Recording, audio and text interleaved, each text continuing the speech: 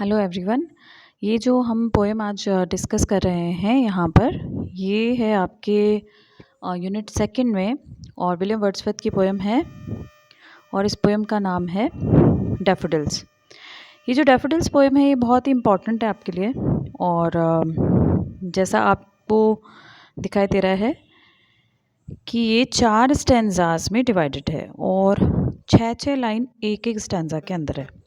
मैं बहुत जल्दी से इसका बैकग्राउंड आपके साथ में डिस्कस कर देती हूँ। इस पोएम का बैकग्राउंड यह है कि विलियम वर्ड्सवर्थ और उसकी सिस्टर डोरोथी जो है वो किसी प्लेस पर गए थे।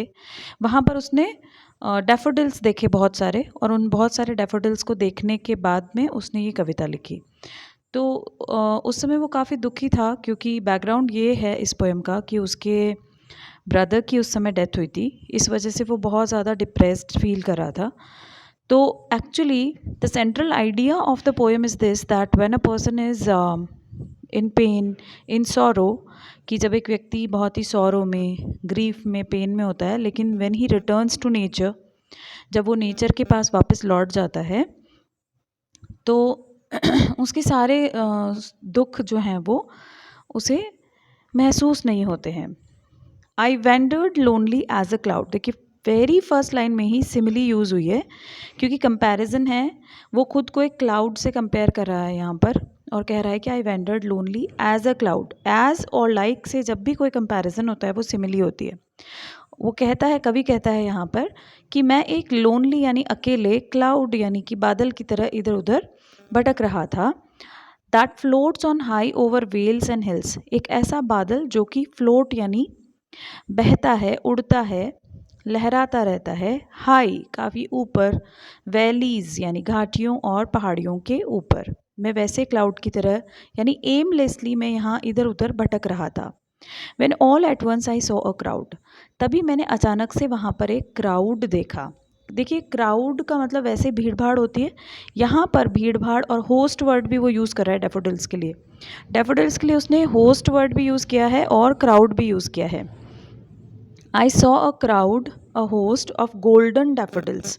देखिए गोल्डन येलो कलर के होते हैं डैफोडिल्स, लेकिन वो यहाँ पर कह रहा है कि मैंने गोल्डन कलर की, क्योंकि वो बहुत ही चमकदार और खुशनुमा वातावरण देने वाले थे, इसलिए उसने कहा कि I saw a crowd, a host of golden daffodils. यहीं पे ही क्लियर हो जाता है कि वो पर्सोनिफिकेशन यूज़ कर रहा है क्योंकि वो उसे क्राउड की उपमा देता है। इसलिए पर्सोनिफिकेशन जो पहली आपकी इसमें फिगर ऑफ स्पीच यूज़ हुई है वो थी सिमिली। सेकंड वाली यहाँ पर जो है वो है पर्सोनिफिकेशन, क्योंकि डैफोडिल्स को उसने पर्सोनिफाई किया है। Beside the lake, beneath the trees, fluttering and dancing in the breeze. देखिए बिसाइड द लेक यानी लेक के साइड में, पेड़ों के नीचे, फ्लटरिंग यानी फड़फड़ाती हुई और डांस करती हुई यानी नृत्य करती हुई, ये जो डैफोडिल्स हैं वो ब्रीज यानी ठंडी हवा में नाचती हुई और लहराती हुई प्रतीत होती है। अब देखिए फिर से पर्सोनिफिकेशन यूज़ हुआ है। सेकंड स्टेंजा देखिए, continuous as a star that shine. Continuous as the stars that shine. अभी वापस से कंपैरिजन हुआ है स्टार्स के साथ में डैफोडिल्स का, यानी वो डैफोडिल्स को कंपेयर कर रहा है स्टार्स के साथ में, और यहाँ भी एज से उसने किया है, यहाँ पे भी सिमिली यूज़ हुई है। And twinkle on the milky way. Milky way यानी हमारी आकाशगंगा में, ट्विंकल यानी वो चमक रहे हैं। एक वह कह रहा है कि जो डैफोडिल्स का जो झुंड, जो ढेर सारे डैफोडिल्स उसे नदी किनारे दिखाई दे रहे हैं, इन डैफोडिल्स की उपमा उसने आकाशगंगा के चमकते हुए सितारों से की है। और वो कह रहा है कि जिस तरह से आकाशगंगा में टिमटिमाते हुए तारे दिखाई देते हैं, उसी प्रकार से ये येलो कलर की, गोल्डन कलर के डैफोडिल्स जो हैं वो चमक रहे हैं। They stretched in never ending line.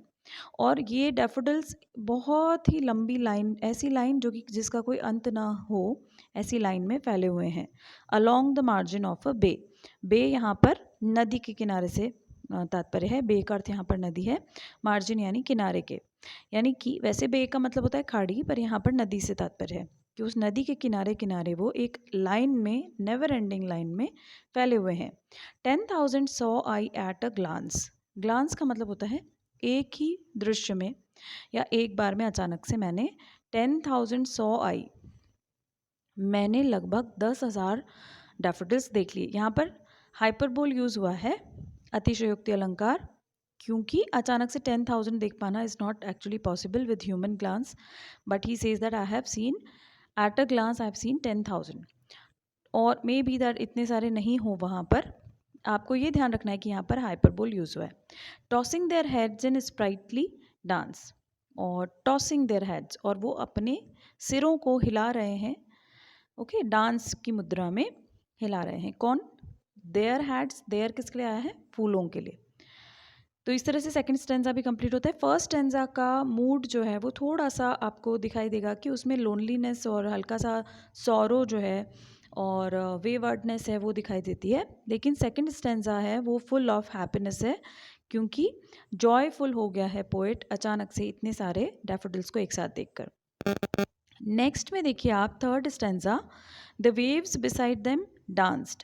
The waves beside them danced मतलब जो साइड में नदी की जो वेव्स हैं, जो लहरें हैं, वो भी ऐसी प्रतीत होती हैं कि वे भी नृत्य कर रही हैं। But they outdid the sparkling waves in glee, लेकिन इन्होंने, दे यानी डैफोडिल्स ने, स्पार्कलिंग वेव्स, स्पार्कलिंग मतलब चमकती हुई उस नदी की लहरों को भी पीछे छोड़ दिया है।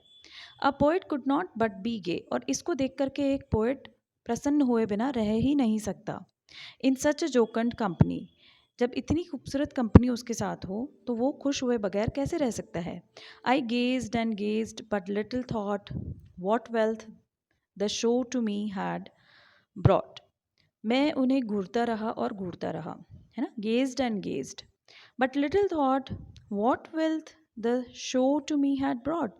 पर उस समय मुझे यह नहीं पता था कि इस शो ने, इस दृश्य ने मुझे क्या दौलत दे दी है। अब जो फोर्थ स्टैंजा है वो कंक्लूडिंग स्टैंजा है, और वो इस पूरे प्लॉट को यहाँ पर कंक्लूड करता है। और यह जो क्लाइमैक्स है, ये जो आप पूरी की पूरी पोएम को समराइज़ करके कह सकते हैं कि किस तरह से जब एक इंसान दुखी होता है तो जब वो सिर्फ मात्र एक दृश्य देख लेता है नेचर का, या when he returns to nature, तो किस प्रकार से उसका सारा दुख हल्का हो जाता है। फॉर ऑफ्ट, ऑफ्ट का मतलब होता है ऑफन, है ना, फॉर ऑफ्ट यानी ऑफन यानी कई बार, when on my couch I lie, जब मैं मेरे बिस्तर पे लेटा होता हूँ, इन वेकेंट और इन पेंसिव मूड, वेकेंट यानी लेजर में, यानी आइडल मतलब बिल्कुल खाली वक्त में, पेंसिव मूड में, पेंसिव यानी दुख भरे मूड में मैं होता हूँ।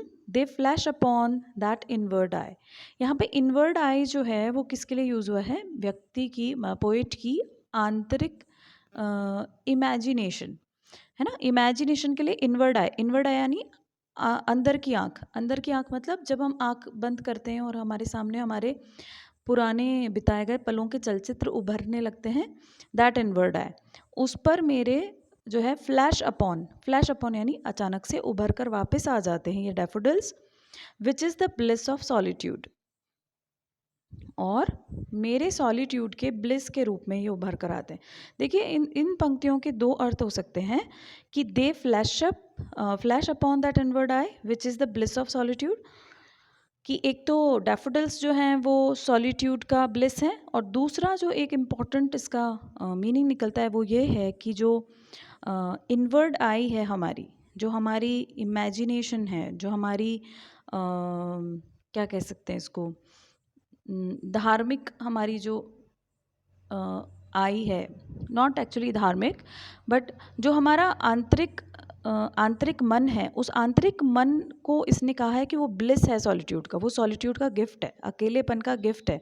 क्योंकि जब हम अकेले होते हैं ना, तभी हमारे भीतर बहुत उथल पुथल मची होती है, और अकेले में ही हमें वे सारे पल याद आते हैं जो या तो खूबसूरत होते हैं या शायद कोई भयावह भी होते हैं, वे भी आते हैं।